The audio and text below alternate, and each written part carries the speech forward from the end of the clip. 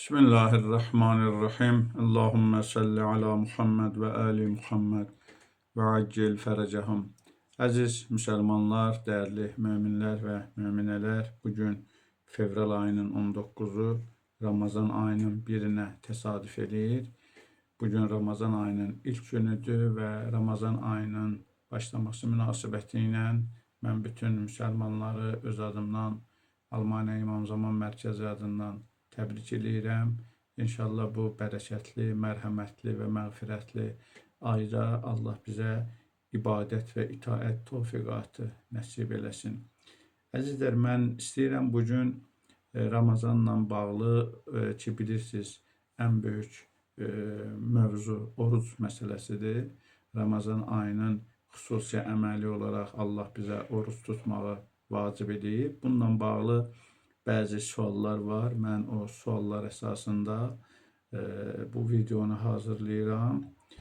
Sual bundan ibarətdir ki, iynə vurmaq, Ramazan ayında oruc olğular iynə vurmaq icazəlidir ya icazəli deyil. Mən müasir sağ müctəhidlərin fətvalarını cəm şəkildə ümumi deməli topladım.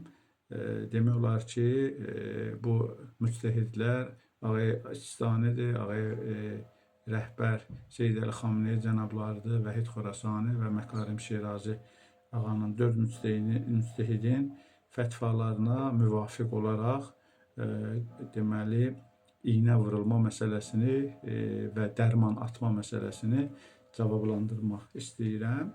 Ümumi fikir bundan ibarətdir ki, fətva bundan ibarətdir ki, ağrı kəsicilərdir, antibiotiklərdir, peyvəndlərdir. Bunlar deməli icazəlidir. Bunları vurmaq olar, heç bir eybi yoxdur.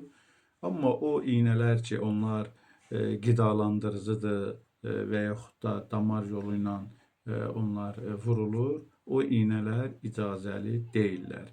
Əsas burada meyar qidalandırıcı olub olmamasıdır. Hansı iynələr ki, onlar qidalandırıcıdır, onları vurmaq olmaz. Yəni gücləndirir, qida məqsədi ilə kömək eləyir, qida məqsədi daşıyır. O iynələri vurmaq olmaz. O iynələr ki, ağrı kəsicidirlər, vitamindilər, sonra keydici, bəzən görsən keydici iynələrdir, müəyyən bədənin müəyyən hissəsini keydmək üçün. Onlar isə icazəlidir.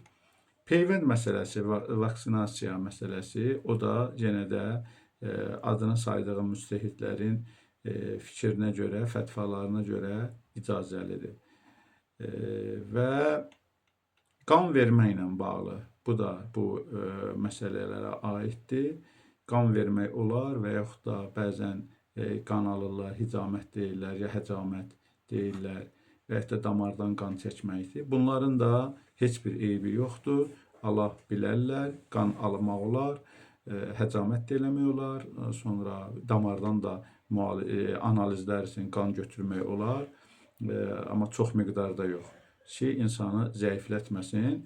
Sistani ağanın fətvalarına görə bu məsələdə deməli, əgər zəifliyə səbəb olarsa məkruhdur, amma orucu batil eləmir. Dializ məsələsi ki, bəzi xəstələr dializ xəstələridir. Onlar dializə gedə bilərlər, gedə bilməzlər. Onlarda da ümumi göstəriş belədir ki, əgər dializ zamanı bədənə qidalandırıcı nəsə dərman verilirsə, vurulursa, iynə vurulursa, onda gedə bilməzlər. Amma qidalandırıcı məqsədi olmayan dərmanlar bu dializ zamanı bədənə köçürülmürsə, verilmirsə, onun eybi yoxdur.